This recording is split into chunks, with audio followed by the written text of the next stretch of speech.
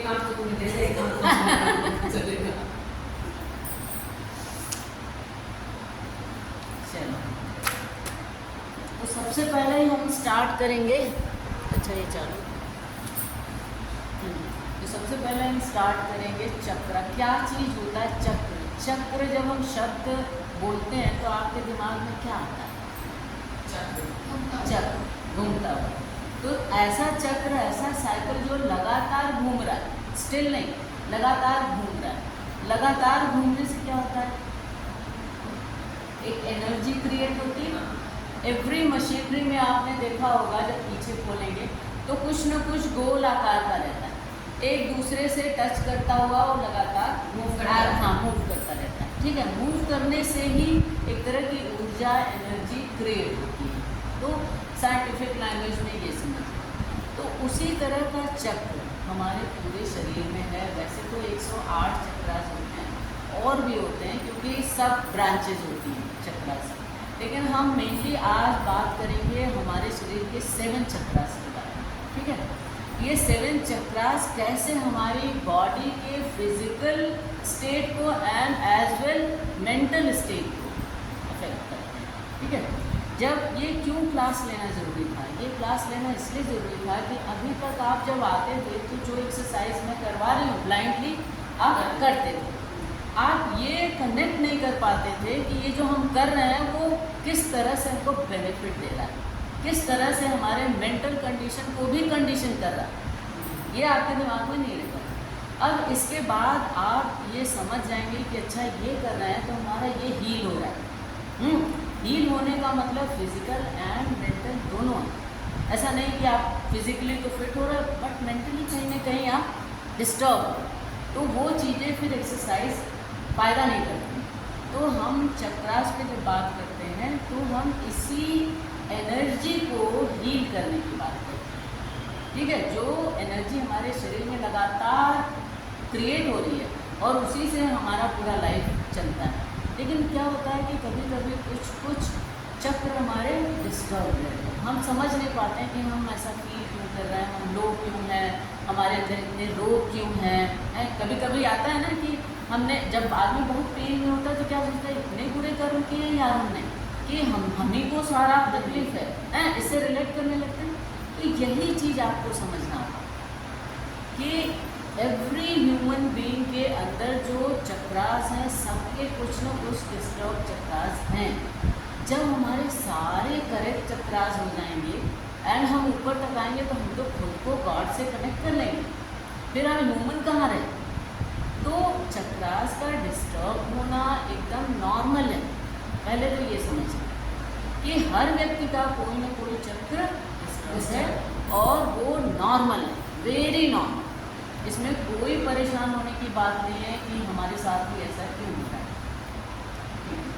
तो अब हम आते हैं चक्रास पे। चक्रास क्या है? चक्रास जब हम नाम लेते हैं तो एक कुछ गोल जैसा हमें विजुअलाइज होता है कि कुछ तो गोल है। चक्र का मतलब ही गोल होता है। ठीक है, और ये चक्र हमारी ऊर्जा का केंद्र होता है। ऐसे ऐसे 7 चक्र हमारी बॉडी में लोकेटेड है और हर चक्र का अपना एक फंक्शन है और उस फंक्शन के अनुसार हमारा फिजिकल एंड मेंटल स्टेट जो है रेगुलेट होता है। ठीक है, तो आज हम 1 बाय 1 उसी चक्र में होगा।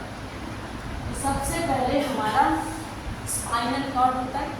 सारे चक्रास उसी स्पाइनल कॉर्ड के उसमें हैं, बीच में। ठीक है, तो अब जैसे मैंने ये बनाया है, आप देख रहे हैं ये जो मैंने लाइन डाली है वो है हमारा स्पाइनल कॉर्ड। ओके, हमारी रीढ़ की हड्डी है। रीढ़ की हड्डी हमारे ऊपर यहाँ सुषुम्ना नाड़ी तक जाती है। ठीक है, ये सहस्त्रार चक्र लास्ट। तो हम शुरू करेंगे मूलाधार चक्र से, जो कि हमारा फर्स्ट चक्र है, जो कि हम जहाँ से हमें करेक्शन स्टार्ट करना है, क्योंकि स्टार्टिंग पॉइंट वही है और ये हमारा लास्ट पॉइंट है। ओके, तो एनर्जी डाउन से अप की ओर ट्रेवल करती है। ठीक है, सबसे पहला है हमारा मूलाधार चक्र। मूलाधार चक्र, मूल का मतलब क्या होता है? मूल मतलब पूरा बेस, बेस नींव। तो मूल का मतलब है बेस, जड़, यानी हर चीज का बेस। ठीक है, तो मूलाधार चक्र कहाँ लोकेटेड है? रीढ़ की हड्डी जो होती है उसके एकदम कहते हैं कि एनस यानी जो हमारा बॉडी वाला स्थान है, एंड रिप्रोडक्टिव सिस्टम जो हमारा जनन अंग है उसके बीच में मूलाधार लोकेटेड है। ठीक है, इसका संबंध होता है सिक्योरिटी से। सिक्योरिटी कैसी होती है? हर तरह की होती है, mental security, physical security, financial security. तो इस जिसका ये चक्र बैलेंस्ड है वो व्यक्ति के विचारों में, उस व्यक्ति के शरीर में, उस व्यक्ति के एक्शन में आपको स्टेबिलिटी दिखेगी। वो जो कुछ भी कह रहा है उसमें आपको डेप्थ दिखेगा, गहराई दिखेगी, और ऐसा लगेगा बड़ा मैच्योर आदमी है। ठीक है, ऐसा नहीं है कि उसको कोई प्रॉब्लम नहीं है, बस उसकी सोच डिफरेंट है, उसकी सोच डिफरेंट। कोई व्यक्ति ऐसा नहीं होता जिसकी ज़िंदगी में प्रॉब्लम नहीं। सब व्यक्ति किसी न किसी जगह पे किसी न किसी चीज़ से जूझ रहा होता है, लेकिन जिस व्यक्ति का मूलाधार चक्र बैलेंस्ड होता है उस व्यक्ति के एक्शन में स्थिरता दिखती है, एक सेंस ऑफ सिक्योरिटी दिखती है, उसके साथ आपको रहने में बड़ा सिक्योर आपको भी फील होता है क्योंकि उसके एक्शन में आपको दिख रहा है। तो सेंस ऑफ सिक्योरिटी मूलाधार से रिलेटेड, स्थिरता। जब हम अपने विचारों में स्थिर होते हैं तो हमारा ये चक्र बैलेंस है, मतलब बैलेंस है। अच्छा, इम्बैलेंस होगा तो क्या क्या हो सकता है? इम्बैलेंस है यानी ये चक्र में गड़बड़ है, मूलाधार चक्र हमारा सही नहीं जा रहा, सोर्स एनर्जी वहाँ से अच्छे से फ्लो नहीं हो रही, तो हमारी लाइफ में क्या क्या प्रॉब्लम आएगी। सबसे बड़ी प्रॉब्लम क्या है? पहले दिमाग से स्टार्ट करते हैं। मेंटल इनसिक्योरिटी रहती है। मेंटल इनसिक्योरिटी क्या होता है? आपकी जो पर्सनल लाइफ है, प्रोफेशनल लाइफ है, वहाँ कहीं ना कहीं आप इनसिक्योर फील करते हैं। जॉब वाला व्यक्ति सोचेगा अरे नहीं ऐसा हो, मेरी जॉब चली जाए है, हाँ, तो वो क्या होगा? और जो गृहिणी है, मान लो जो जॉब नहीं करती है, उनके जो सराउंडिंग में लोग हैं उनसे वो इनसिक्योर रहते हैं, अपनी उनकी जो पर्सनल लाइफ है वहाँ भी इनसिक्योरिटी है कि हमारा संबंध अच्छा नहीं है बच्चों से, पति से, सास से, ससुर से, जो भी आपकी लाइफ में है आपके पास, तो उनसे सेंस ऑफ सिक्योरिटी आपके पास। अब ये जो इनसिक्योरिटी आपके फिजिकल स्टेट में भी दिखती है, मेंटल स्टेट तो ये हो गया, अब उसका प्रभाव हमारे शरीर पे कैसे आ रहा है? हमको सबसे पहले आर्थराइटिस, सबसे पहले हमें आर्थराइटिस होती है कि आर्थराइटिस का संबंध किससे है? स्टेबिल। आपके बॉडी को जॉइंट्स ही तो पकड़ के रखे हैं ना, हर जॉइंट जुड़ा है तभी तो आपका शरीर बना है। तो सबसे पहले हमें आर्थराइटिस होता है। सेंस ऑफ सिक्योरिटी, और ये फीमेल के साथ ज़्यादा होता है क्योंकि जब हमारे शरीर के अंदर बहुत सारे हार्मोन काम करते हैं और वो हार्मोन जैसे जैसे बैलेंस बिगड़ता है ये सेंस ऑफ इनसिक्योरिटी आने लगती है। तो जैसे ही हमारा मूलाधार जो है गड़बड़ होता है, हमारे अंदर एक तरह की इनसिक्योरिटी आने लगती है और वो हमारे फिजिकल स्टेट में सबसे पहले, ठीक है। तो इस तरह की आर्थराइटिस हो गया, फिर आपका कॉन्स्टिपेशन हो गया, इस तरह से जो उससे रिलेटेड है मूलाधार से, मतलब जो आपके लोअर बॉडी से रिलेटेड जो रोग है वो सब रोग आपको पकड़ने लगेंगे, ठीक है। अब आपको क्या करना है इसमें? अगर ऐसा हो ही गया तो आपको करना क्या है? आसन में आपको सबसे पहले मलासन पे कॉन्सेंट्रेट करना है। आपका जो कहते हैं ना आर्थराइटिस, जो व्यक्ति के घुटने खराब है वो कहेगा कि हम मलासन में कैसे बैठें, तो ऐसा नहीं कि सीधे आप मलासन में ही बैठ जाइए, कोशिश कीजिए थोड़ा सा बैठना है, हिप को ऊपर करके बैठिए। फिर आप देखेंगे कि आपकी जब मसल स्ट्रेच हो जाती हैं तो आप धीरे धीरे अपने हिप को नीचे भी करने लगते हैं। जैसे उमा जी के मैं कहूँ कि बहुत ज़्यादा इम्प्रूवमेंट आया है जब से ये आई हैं, बहुत सारी चीज़ें ये कर रही हैं। जी, इनकी कंडीशन सबसे ज़्यादा ख़राब थी हैं, लेकिन अभी और सबसे बड़ा इनका विल पावर इसमें काम आया। तो इसके लिए मूलाधार को करेक्ट करने के लिए हमारे पास मलासन जैसा आसन है। अब मलासन में हम जितने वेरिएशन कराते हैं वो सब वेरिएशन बहुत आराम की मुद्रा में बैठिए। अभी हम मेडिटेट नहीं कर रहे, जैसे आपको आराम है तो ये उसको करेक्ट करने का आसन होता है मलासन, उसके वेरिएशन, ठीक है। तो इससे आपको इससे रिलेटेड कुछ डाउट आ रहे हैं मेंटली, फिजिकली, जो भी हमने बात की, कुछ आपको और पूछना?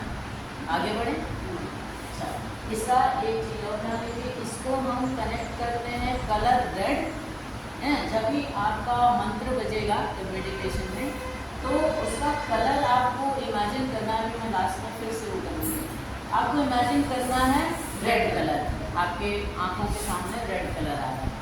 और इसका मंत्र क्या होता है, लंग लंग करके वो साउंड बजेगा। 3-3 मिनट का एक मंत्र बजेगा, 27 मिनट का आपका होगा, ठीक है। तो लंग इसका मंत्र है। और ला के ऊपर बिंदु, लंग लंग करके बजेगा, ठीक है। तो ये आपको विजुअलाइज करना है और कॉन्सेंट्रेट करना है कि आपके सामने कुछ तो रेड है, रेड रिंग कह सकते हैं, रेड बॉल कह सकते हैं, रेड लीड कर सकते हैं, कुछ भी आप इमेजिन कर सकते हैं, ठीक है। वो 3 मिनट तक आपको लाल रंग को फोकस करना है, ठीक है।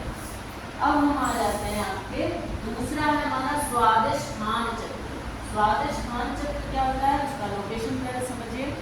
मूलाधार चक्र हो गया और नेवल हो गया, नाभि हमारा, उसके बीच में आता है स्वादिष्ठान चक्र, ठीक है। अब जैसा कि लोकेशन है, आप सोच सकते हैं लोकेशन यहाँ पे जो फीमेल है या मेल है उसका क्या आता है, रिप्रोडक्टिव सिस्टम आता है। सारे जननांग हमारे नेवल एंड मूल के बीच में आते हैं, ठीक है। तो जननांग जब हमारे स्वादिष्ठान में आते हैं तो जननांग क्या काम करते हैं, कुछ क्रिएट करने का काम करते हैं, लाइफ क्रिएट करने का काम करते हैं। तो इस चक्र का संबंध क्रिएशन से, रचनात्मकता से, कि हम कुछ रच रहे हैं, लाइफ रच रहे हैं। तो बात केवल लाइफ रचने की ही नहीं होती, ये तो फिजिकली हो रहा है, लेकिन मेंटली क्या चीज़ जिसका बैलेंस होता है ये चक्र, वो क्या करता है, उसका दिमाग कैसा होता है, क्रिएटिव होता है। हमेशा क्रिएशन के दिमाग में लगा रहेगा, कुछ तो अच्छा बनाना है, कुछ तो क्रिएट करना है, कुछ तो रचना करना है। और जो फिजिकली होता है वो होता है क्रिएशन से रिलेटेड, कि बच्चे यहाँ पे बनते हैं, मेल का जो प्रोस्टेट ग्लैंड होता है वो यहाँ होता है, फीमेल का सारा ओवरी से लेके यूट्रस से लेके सारा चीज़ यहीं पे होता है, ठीक है। तो क्रिएशन से ये चक्र रिलेटेड है। और जिसका बैलेंस, जिसका स्वादिष्ठान चक्र बैलेंस है, वो क्या कर, उसका दिमाग कैसे काम करता है, तो फिजिकल पहले समझते हैं। उसकी पूरा, उसको कोई प्रॉब्लम नहीं है, उसकी फर्टिलिटी बराबर है, उसके सारे हार्मोन बैलेंस्ड हैं, और उसको किसी तरह की इस तरह की पीरियड बराबर आ रहा है, कोई क्रैम्प नहीं है, कुछ नहीं है, बहुत आराम से सब कुछ हो रहा है, कोई दिक्कत नहीं है। लेकिन जब इम्बैलेंस, जिसका बैलेंस रहता है उसका दिमाग भी उसी तरह चलता है ना, उसका दिमाग भी बैलेंस है, उसका दिमाग भी लगातार रचना करने में लगा हुआ, कुछ क्रिएशन करने में लगा हुआ, कुछ सोचने में। रचना करने का मतलब यही नहीं था कि हम कुछ बनाए ही, कभी कभी सोच भी आपकी रचनात्मक होती है ना, तो आप जब किसी से बात करते हैं उसमें भी झलकता है कि ये व्यक्ति बड़ा क्रिएटिव है ना, कोई आइडिया दे दिया आपको, तो आइडिया कहाँ से आया, उसका दिमाग कुछ रच रहा है, कुछ अलग तरीके से सोच रहा है। हर व्यक्ति में कुछ ना कुछ गुण होता है, ठीक है। ऐसा नहीं कि जो बहुत अवगुण वाला उसके अंदर कोई गुण ही नहीं होगा, ऐसा नहीं, कुछ ना कुछ है। खोजने की सामने वाले की ड्यूटी है कि हम क्या आपके अंदर से अच्छा खोज पा रहे हैं, ठीक है। तो अब जो है, अगर ये चक्र आपका गड़बड़ हो तो रिप्रोडक्टिव सिस्टम से सारे रोग हो जाते हैं। इनफर्टिलिटी हो गया, इम्पोटेंसी हो गया, पीरियड बराबर नहीं आ रहे हैं, बहुत क्रैम्प है, बहुत चीज़ें हो रही हैं जो इससे ही रिलेटेड है, यहाँ पे जो अंग है, ठीक है। अब ये डिस्टर्ब हो गया तो हमारा माइंड भी तो डिस्टर्ब हो गया। आपका दिमाग लगातार लग रहा है, अरे यार मेरा पीरियड नहीं आया, बहुत दुख रहा है, बहुत दर्द हो रहा है, तो पीरियड नहीं आने की वजह से आपका मोटापा भी बढ़ रहा है, तरह तरह की प्रॉब्लम आ रही है, हार्मोन गड़बड़ हो रही है, तो दिमाग डिस्टर्ब। तो अब इस चक्र को ठीक करने के लिए हमें क्या करना है, हमें करना है नौकासन। नौकासन करते हैं तो हमारा पैर ऊपर रहता है, चेस्ट भी ऊपर रहता है, तो हमारा ये दबता है, ठीक है। सारा स्ट्रेस लोअर ऐप पे आता है नहीं, जब मैं लोअर ऐप कराती हूँ तो सबसे नौकासन कराती हूँ, ठीक है। तो इसको करेक्ट करने के लिए आपको नौकासन, जब भी आप नौकासन करें तो दिमाग में रखें कि मेरी ये सारी प्रॉब्लम सॉल्व हो रही है, एक्चुअली हो रही है, ठीक है। तो अब इसका कलर क्या है? इसका कलर था रेड, स्वादिष्टान का है ऑरेंज, ठीक है। और मंत्रा क्या है? वंग वंग, व के ऊपर बिंदु, ठीक है, मंत्रा है वंग।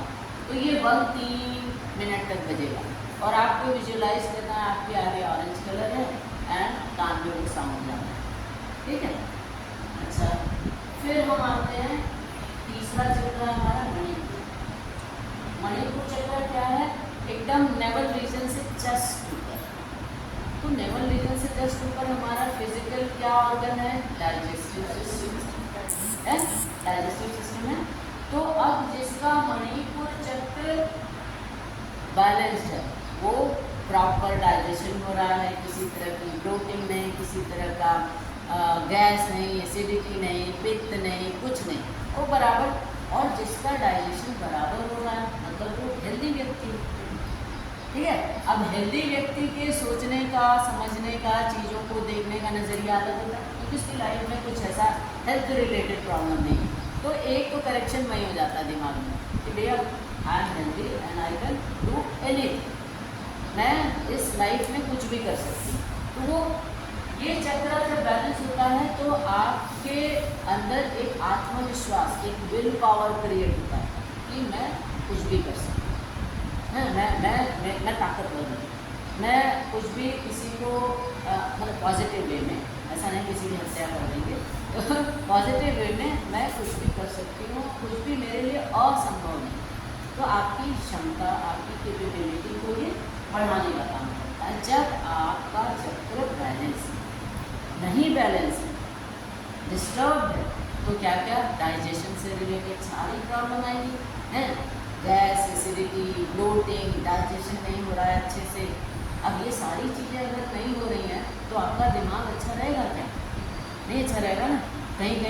कहीं भी जा रहे हो आप, ये नहीं खाएंगे, मुझे डाइजेशन की प्रॉब्लम हो जाएगी। एक तो अवेयरनेस आई, अच्छी बात है, लेकिन अगर आपने खा ली तो आपको टेंशन हो गई कि बाप रे, अब तो ये मैंने खाया, मुझे तो अब डाइजेस्ट नहीं होगा, मुझे ये प्रॉब्लम आ जाएगी, ठीक है। मेरे साथ होता है, ठीक है। मैं बहुत अवेयर रहती हूँ अपने खाने को लेके, क्योंकि मुझे पता है कि अगर एसिडिटी हुई तो मेरा सिर दुखेगा, ठीक है।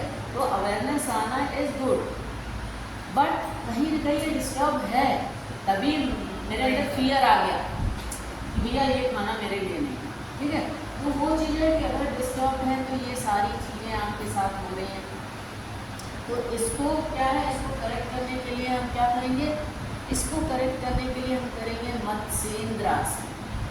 मत्स्येंद्र आसन करेंगे, और मत्स्येंद्र आसन करने के लिए हमको क्या है, पैरों को ऐसे करना पड़ता है और धड़ को बिछाना पड़ता है नीचे की ओर। इससे हमारा ये एक्टिवेट डाइजेशन सारा, ठीक है, ये करना है आपके लिए।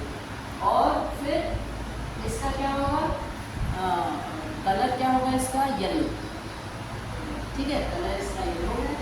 और मंत्रा क्या है? रंग, र के ऊपर बिंदु। तो जब ये रंग बजे तो आप येलो विजुअलाइज करिए और फोकस करिए, ठीक है। अब हम आते हैं चौथा चक्र है अनाहत चक्र। अनाहत चक्र है हार्ट से रिलेटेड।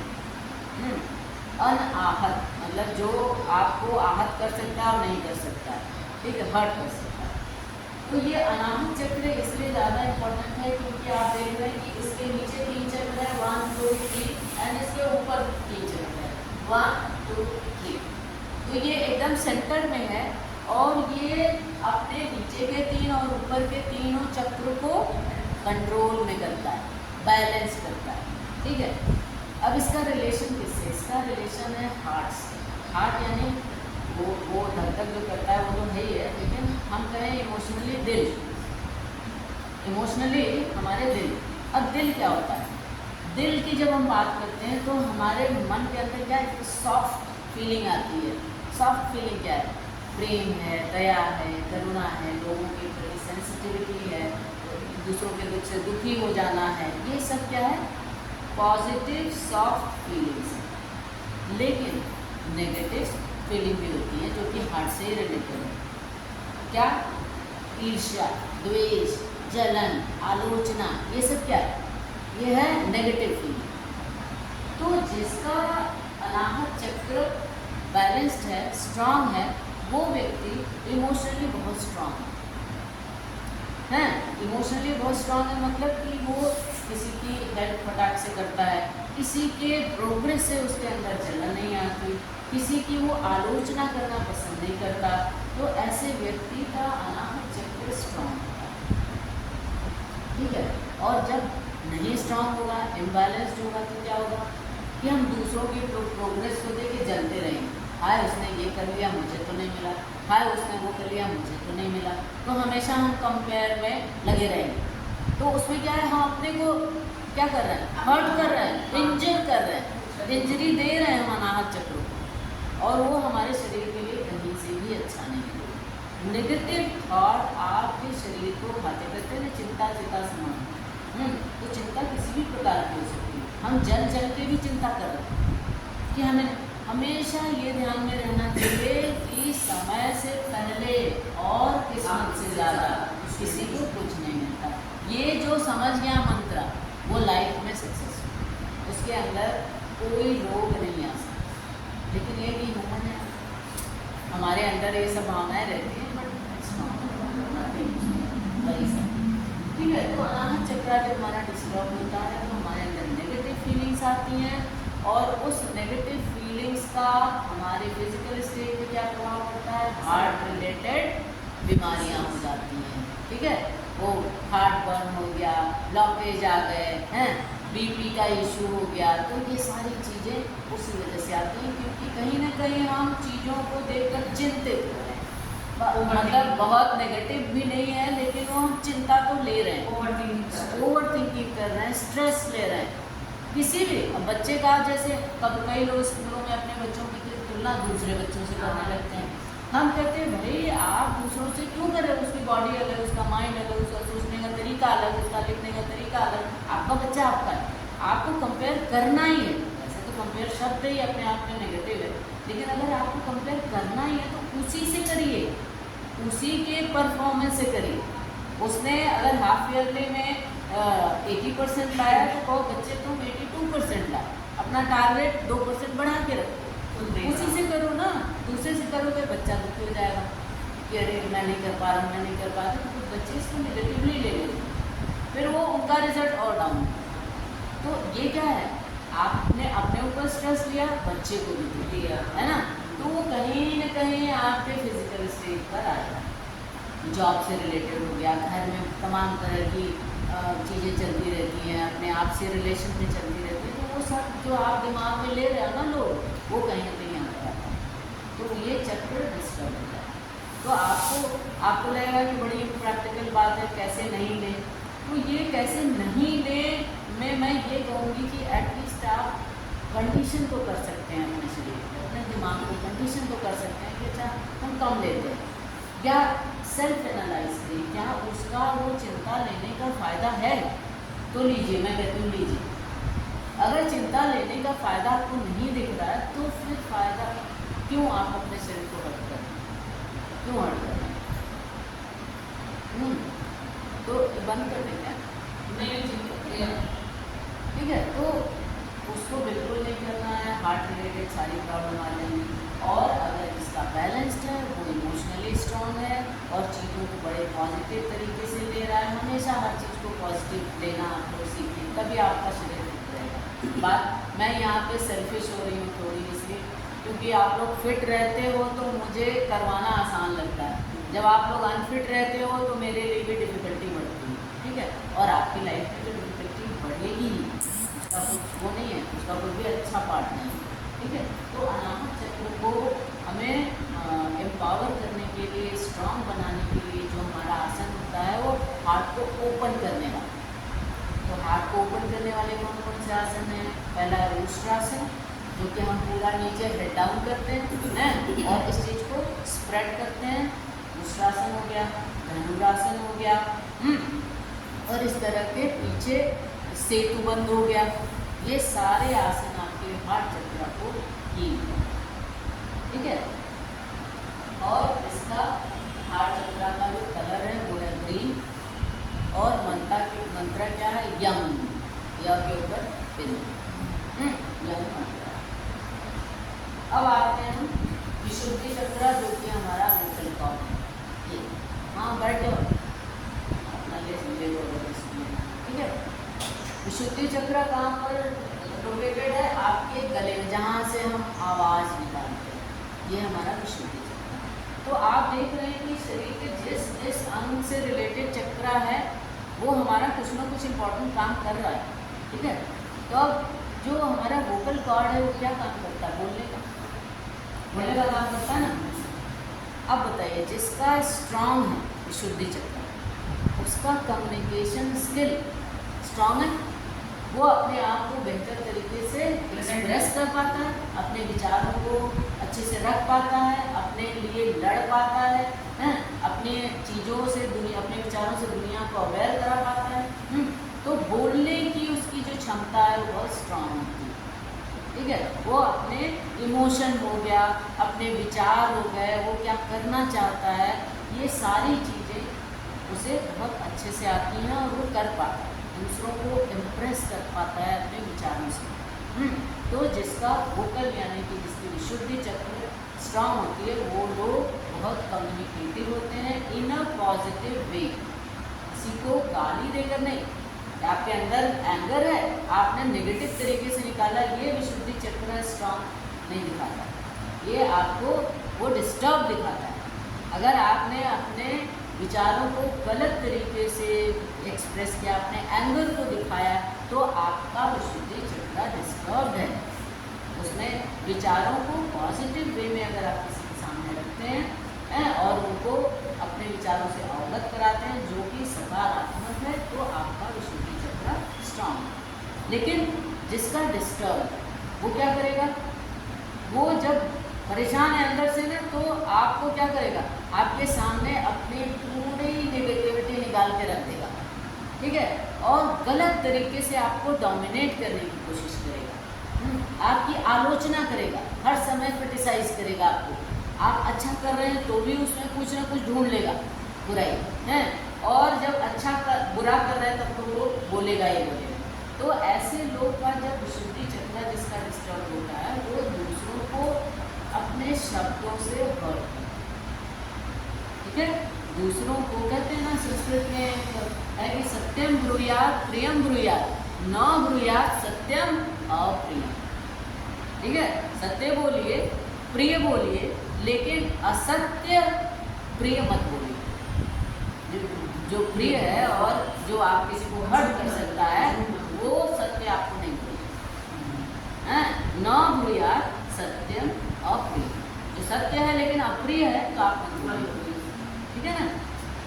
ये चीज़ें, ठीक है।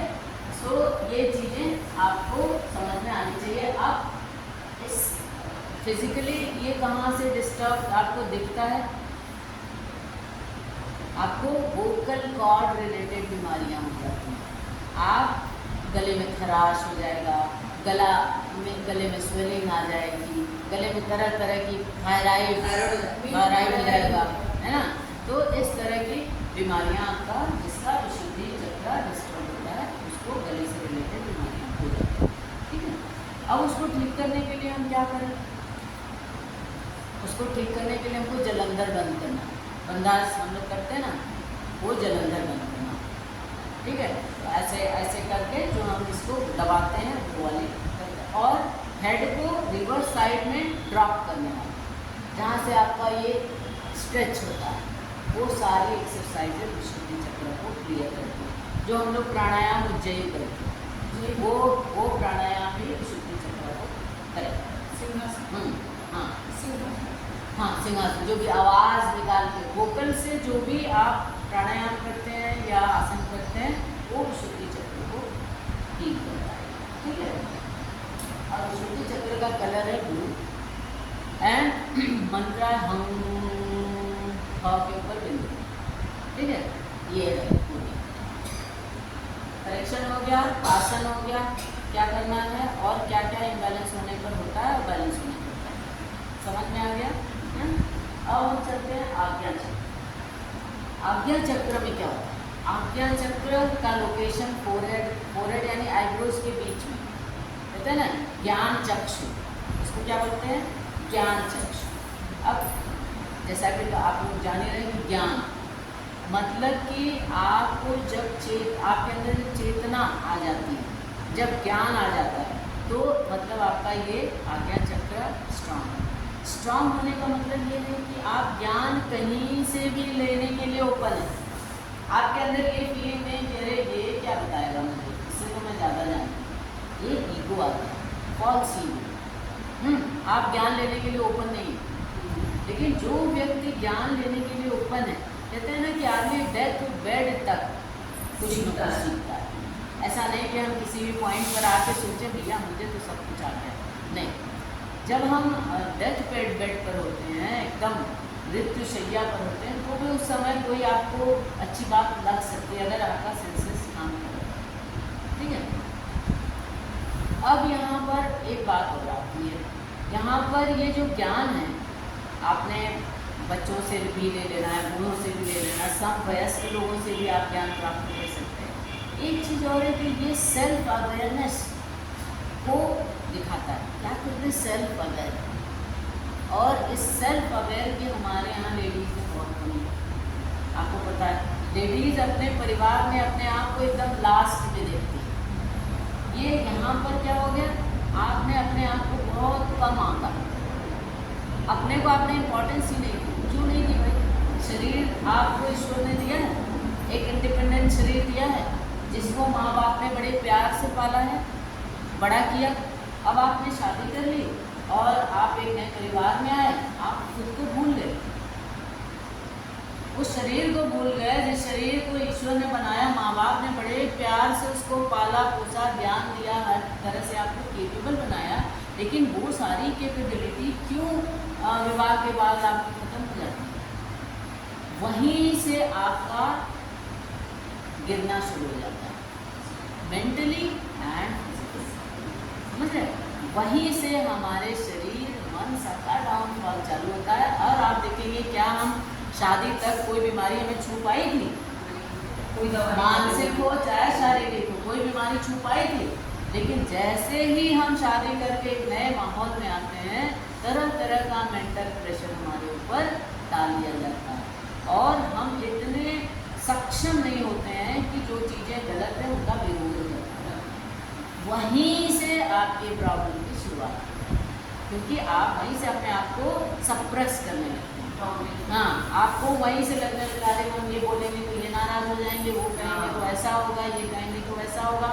नहीं, वहीं से अब जैसे ये मेरा जो मैं बता रही हूँ ये आप उनके लिए तो नहीं बेनिफिशियल है, लेकिन जो बच्चे शादी करने वाले हैं उनके लिए तो बेनिफिशियल हो सकता है। आप लोग तो एक स्टेज पार कर चुके, ठीक है, जो होना था वो अब हो चुका है। अब वो चीज़ें ढल चुकी हैं, उनको हम बदल ज़्यादा नहीं सकते, लेकिन अभी भी बदलाव के चांसेस हैं। ऐसा नहीं कि जो चल रहा है उसको उसी फ्लो में चलने दें, नहीं। करेक्शन कैसे होगा? करेक्शन कैसे होगा? अब हमारी मान लो पता नहीं कितने दिन जिंदा रहना, तो क्या हम उसी मेंटल स्टेट के साथ जिंदा रहें? नहीं, करेक्शन अभी देर कभी नहीं, जब जागरूक कभी चलेगा, ठीक है। तो वहीं से हम अपने दिमाग को सप्रेस करते करते अपने आप को अनइम्पॉर्टेंट समझ लेते हैं और अपने आगे सबको ज़्यादा इम्पोर्टेंट समझते हैं, और वहीं से हमारा शारीरिक और मानसिक गिरावट होने से चालू हो जाती। सारे रोगों की शुरुआत वहीं से शुरू हो जाती, ठीक है। तो ये क्या है? अंतर ज्ञान से रिलेटेड है आज्ञा चक्र, और जिस व्यक्ति का ये बैलेंस होता है वो हर रोग से नॉलेज लेने के लिए रेडी होता है, और जिस व्यक्ति का ये डिस्टर्ब होता है वो व्यक्ति में फॉल्स ईगो होता है, और वो अपने आगे किसी को नहीं समझता, डोमिनेट करता है हर सिचुएशन में, चाहे वो घर का हो, प्रोफेशनल हो, बाहर हो, सोसाइटी हो, हर जगह उसका डोमिनेशन आपको दिखेगा, विचार, ठीक है। तो ऐसा व्यक्ति जब इम्बैलेंस होता है तब होता है। इसमें एक चीज़ और है आज्ञा चक्र में, कि आज्ञा चक्र में जो आप सुने होंगे इंट्यूशन, भाई कहते हैं ना छठी इंद्रिय, छठी इंद्रिय कहते हैं ना, छठी इंद्रिय एक्चुअली दिखती तो है नहीं, 5 इंद्रिय तो हमको दिख भी रही है, हम फील कर, छठी इंद्रिय कंप्लीटली आप फील कर एक्चुअली है, इंट्यूशन को ही हम छठी इंद्रिय कहते हैं। और लेडीज़ के अंदर ये इंट्यूशन बहुत स्ट्रांग होती है। आप इस पावर को अपने समझिए, ये पावर ईश्वर ने हमको दिया है, जो हम ओवरलुक कर देते हैं। क्योंकि हमारी छठी इंद्रिय बहुत स्ट्रांग होती है, हमें आने वाली चीज़ों का एहसास हो जाता है। लेकिन जो वीक है, जिनका आज्ञा चक्र वीक है, वो इंट्यूशन पे भरोसा नहीं है, ठीक है ना, वो ओवरलुक कर देते हैं और वही काम हो जाता है गड़बड़। अब जब गड़बड़ हो जाता है तब आपको एहसास होता है, अरे यार ये तो मुझे पहले से ही लग रहा था, ये मुझे पहले से लग रहा था, अब आपको लगने लगता है। तो इसलिए हमेशा rely on your own intuition, अपने इंट्यूशन पर भरोसा कीजिए। ईश्वर ने ये बड़ी ताकत हमको दी है, तो हमें एहसास हो जाता है। तो वो इंट्यूशन जिसका आज्ञा चक्र स्ट्रांग है, वो अपने इंट्यूशन को एकदम आगे रखता है और वो अपने आभास को 95% सच मान के चलता है, ये ऐसा होने वाला है। तो ऐसा व्यक्ति क्या होगा, अवेयर हो जाएगा पहले से, हम सावधान हो जाते हैं। मान लो कोई मेहमान ऐसा आने वाला है आपके घर में जो आपको पता है कि वो हर्ट करेगा, ठीक है, वो कुछ तो बोलेगा और हम हर्ट हो जाएंगे, तो उसके लिए हम अपने आप को प्रिपेयर कर लेते हैं। देखो ये पूरी दुनिया इस दुनिया में वही सुखी है जो प्रेजेंट सिचुएशन को एक्सेप्ट करेगा। जो नहीं एक्सेप्ट करता वो हाय हाय करता रहता है, हाय मेरे को ये नहीं, हाय मेरे पास वो नहीं है। लेकिन वो समझो ना कि वो आपने एक्सेप्ट कर लिया, अरे यार ये नहीं है, चलो जब होगा तब देखा जाएगा। ये आ गया सेंस ना, आप देखो आपके अंदर की जो घुटन है, आपकी सारी बीमारियां खत्म हो जाएंगी और मुश्किल से मुश्किल दौर में आप सर्वाइव कर सकते हैं। तो ट्यूशन पे भरोसा कीजिए और उसको 95% सच मान कर चलिए, क्योंकि आपकी लाइफ में बदलाव वही लाएगा। आप सेल्फ प्रिपेयर हो जाएंगे तो आप ज़्यादा हर्ट ही नहीं होंगे। आपको ये बंदा हर्ट करने वाला है, आप जानते हैं ये हर्ट करने वाला है, तो आप एक्सेप्ट कर लीजिए, ये तो हर्ट करेगा ही, मैं कुछ भी कर दूँ, मैं सिर के बल इसके पास खड़ी हूँ, ये हर्ट करेगा ही, ठीक है कर लो। अब जब आपने कहा कि ठीक है कर लो, तो सारा स्टिफनेस जो है आपके हार्ट में, आपके दिल में समाया हुआ था, जो फियर समाया हुआ था, वो खत्म हो जाती है। जैसे आपने अच्छा होगा ये होने दो, आपने एक्सेप्ट कर लिया, तो सारी चीज़ें, सारा टेंशन। तो ये चीज़ आपको करना है। आज्ञा चक्र को स्ट्रांग बनाने के लिए, जैसा कि आप देख रहे हैं कि यहाँ पर है, इसको हमें क्या करना पड़ेगा, ध्यान, मेडिटेशन। इसको स्ट्रांग बनाने के लिए हम मेडिटेशन, ठीक है। और इसका कलर क्या है, इसका कलर है इंडिगो, इंडिगो कलर है। और इसका मंत्र क्या है, इंडिगो, इंडिगो कलर होता है। अपराजिता बीच देखा है, हाँ अपराजिता में देखा, हाँ रॉयल ब्लू एंड उसमें थोड़ा वायलेट में ब्लेंड। और इसका मंत्र क्या है, छोटा ऊ और ऊपर बिंदु, और इसलिए बड़ा इसका मंत्र है ओम। तो इसका कलर है इंडिगो एंड साउंड क्या बजेगा, है ऐसा बजेगा। तो आपको कलर इंडिगो फील करना है। अपराजिता का फूल इमेजिन कर लीजिएगा, जिसने जो शिव जी को चढ़ता है ब्लू कलर का, और वो साउंड पे कॉन्सेंट्रेट करें, ठीक है। अब आते हैं मोस्ट इम्पॉर्टेंट चक्र, सहस्रार। सहस्रार चक्र को स्ट्रांग बनाने के लिए, वहाँ तक पहुँचने के लिए हमें बहुत जद्दोजहद करनी पड़ती है, क्योंकि वो एक योगी लोग जहाँ तक पहुँचते हैं वो ये चक्र है। तो लोकेशन क्या है, हमारा शिखर एकदम ये, ठीक है। यहाँ से आपने अपनी ऊर्जा को एक्टिवेट नीचे से किया, नीचे से किया, नीचे से, अब ये शिखर में आके कॉन्सेंट्रेट करें, ठीक है। तो ये शिखर पे आपका सहस्रार चक्र होता है, लोकेशन जो ही समझ में आ रहा ना, लोकेशन। अब सहस्रार चक्र को कहते हैं ब्रह्म रंध्र। रंध्र क्या होता है, छेद। ब्रह्म क्या है, ईश्वर।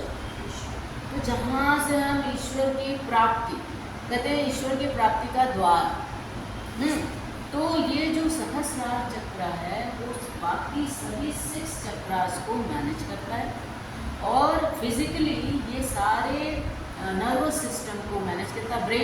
ब्रेन क्या है, ब्रेन अगर डेड हो जाए तो शरीर मर गया ना, तो हम तो सारे ऑर्गन दान दे देते हैं क्योंकि ब्रेन डेड है।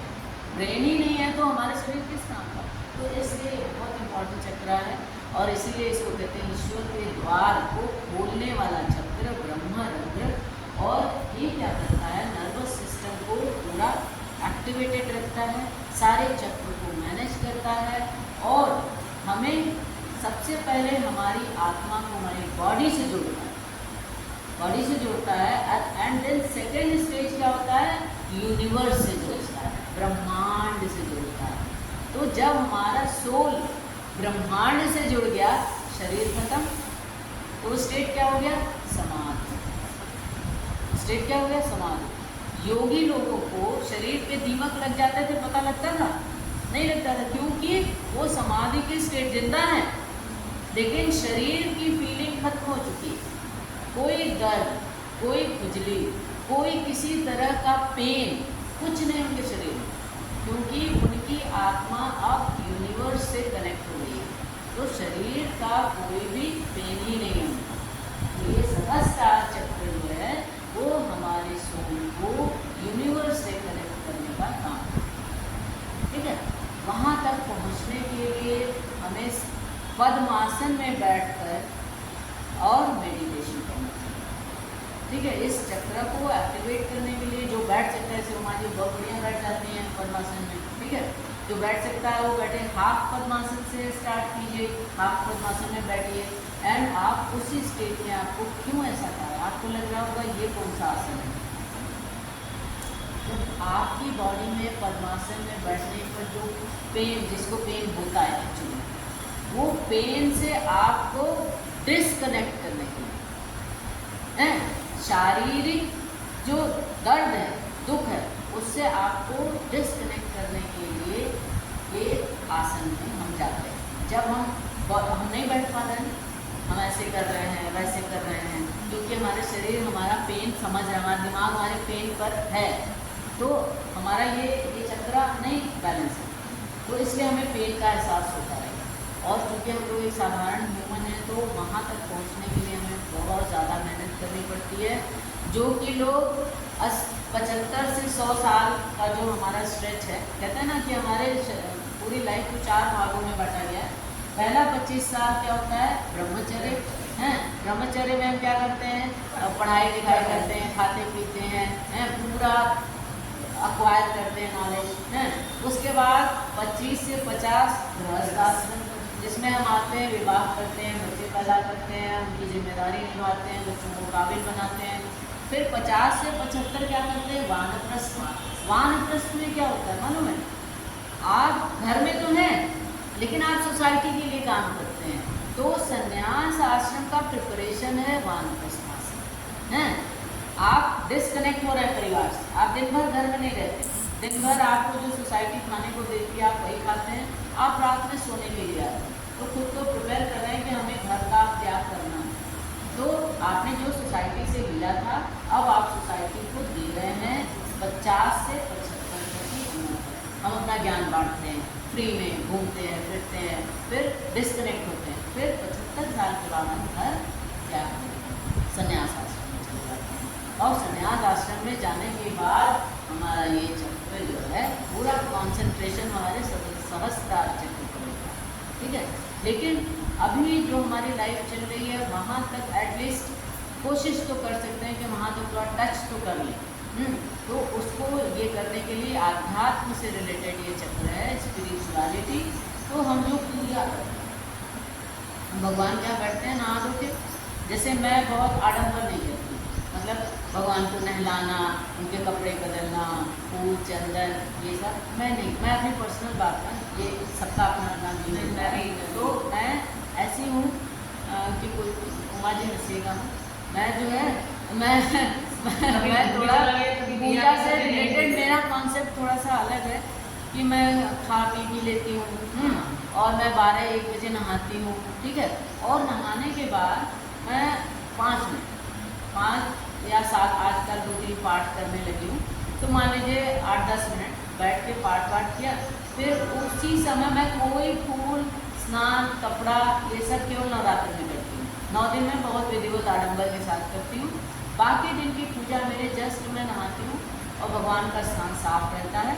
वहाँ पर मैं जाती हूँ, एक धूप या जो भी दिया जो भी जलाना वो जला के रख देती हूँ एंड कुछ मेरे मंत्राज हैं वो मैं चैंट करती हूँ। उसके बाद कुछ 1-2 पाठ हैं वो बैठ कर वहाँ पढ़ लेती हूँ और कम्प्लीटली वो 7 से 8 मिनट का कनेक्शन मेरा बहुत स्ट्रांग होता है। यू कांट इमेजिन, मुझे छू दोगे ना तो शायद मैं गिर लग जाऊँ, मैं वैसे स्टेट में रहती हूँ एकदम। और कभी कभी अनावश्यक विदाउट एनी रीज़न मेरी आंखों से बहुत आंसू गिरते हैं, बहुत ज़्यादा। तो वो कनेक्शन थोड़ा सा मेरा है गॉड से। लेकिन ये है कि मैं बहुत ज़्यादा आडंबर केवल 9 दिन इधर और 9 दिन चैत्र वाले हैं, बहुत बढ़िया से सब करती हूँ। तो मुझे संतुष्टि वैसे ही पूजा में मिलती है। तो जब हम ईश्वर को गॉड से 2 मिनट के लिए भी अगर हम कनेक्ट करते हैं ना तो हम इस चक्र को अगर आपको ध्यान लगाने में भगवान जी के सामने ध्यान लगाने में अगर आपको दिक्कत हो रही है तो आप किसी मंत्र को मुंह से बोलिए, मन में माइंड में नहीं, उच्चारण कीजिए। कोई जो भी आपका पसंदीदा है, जो भी भगवान जी आप जिसको भी मानते हैं उसको उसके मंत्र को आप चैंट कीजिए। जब आप निकालिएगा ना तो कॉन्सेंट्रेशन ज़्यादा होता है। जब हम मन में, जैसे मैंने सेल्फ एक्सपीरियंस से भी समझा, जब मैं पाठ मन में करती हूँ, जैसे कोई आ गया तो मैं जोर जोर नहीं कर पा रही हूँ तो मेरा ध्यान भटकता है, ध्यान मेरा थोड़ा इधर उधर जाता है। लेकिन जब मैं पढ़ रही हूँ तो मेरे शब्दों पर ध्यान देते हैं, शब्द गलत तो नहीं पढ़ रही हूँ, पूरा कंसंट्रेशन उस पर रहता है। तो उसका इफेक्ट उतने देर के लिए आप भगवान से कनेक्ट करें, उतने देर के लिए आपका ध्यान भटका नहीं। लेकिन आप सोच रहे थे फलाना आ गया, धीरे धीरे पढ़ना है तो पढ़ तो कुछ और रहे हैं और दिमाग में कुछ और चल रहा है कि नाश्ता पता नहीं है नहीं दिमाग वहाँ चल रहा है कि चाय पता नहीं बनी कि नहीं बनी, तो वो भटकता है। इसलिए भैया मैं मेरा एकांत में 2 भी बज जाता है, 2 भी बज जाता है कभी कभी पूजा करने में, तो मुझे गिल्ट नहीं आता। बहुत गिल्ट में आ जाता है ना, जैसे 2 बज के हम पूजा नहीं की, कुछ फील नहीं, भूख लगी तो हम खाना भी खा लेंगे, ऐसा भी है।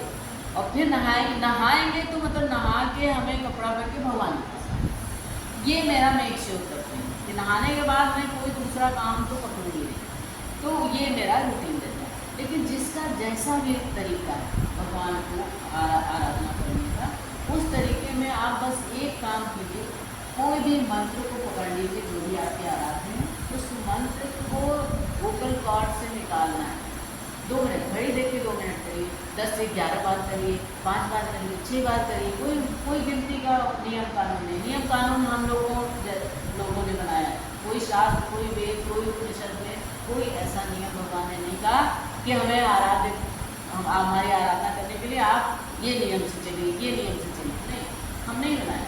और हम एकदम लकीर के फकीर जैसा उस पर चले जाते हैं विदाउट एनी लॉजिक।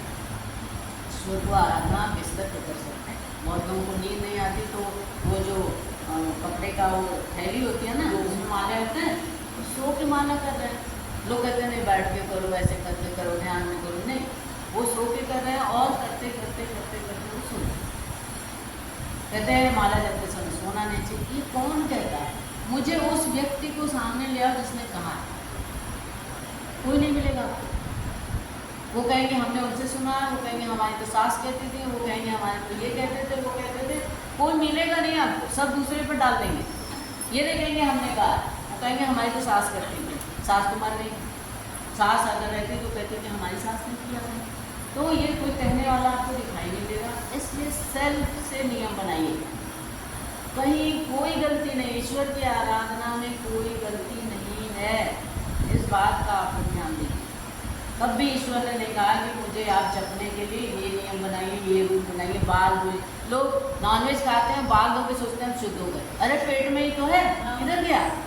और पेट में अगर आपने मतलब निकाल दिया तो भी आपके खून में तो है, डाइजेस्ट होके कहाँ गया? अब नस काट के खून निकालोगे क्या? नहीं ना।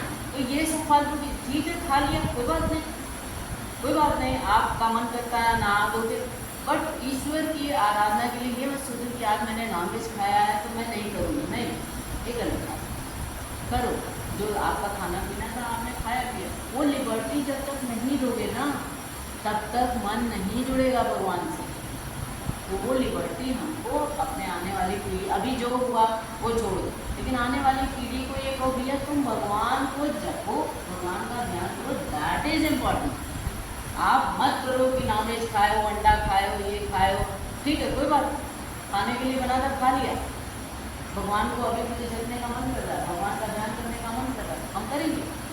गिल्ट लेके कुछ मत करो। हाँ बिल्कुल नहीं करना, फिर तो दूर होते जाएंगे हैं।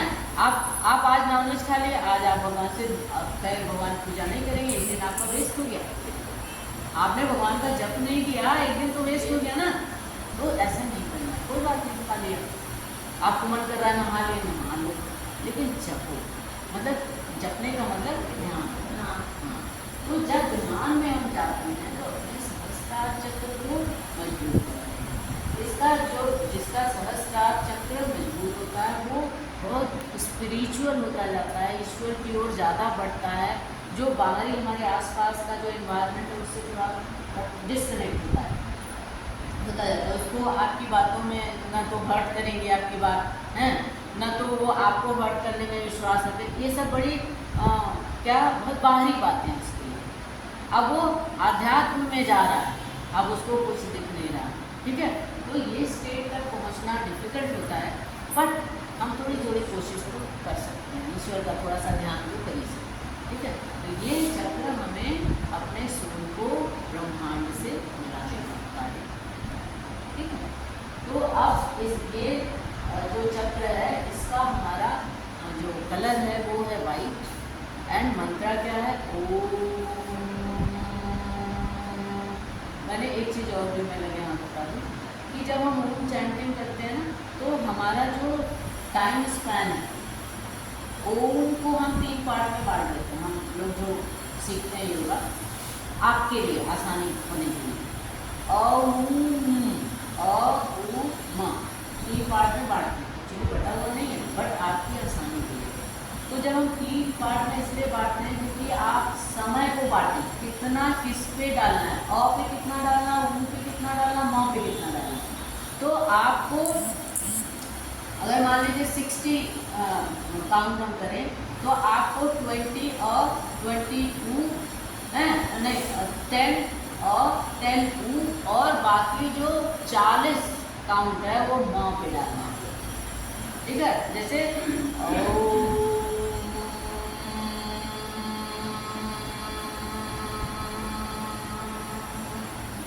तो ये होना चाहिए और जल्दी माँ दे हैं, तभी वो वाइब्रेशन क्रिएट होगा ना, जो जिस वाइब्रेशन की मैं बात करती हूँ कि भाई फील द वाइब्रेशन, वो वाइब्रेशन तभी होगा जब आप माँ पे ज़्यादा कॉन्सेंट्रेट करेंगे।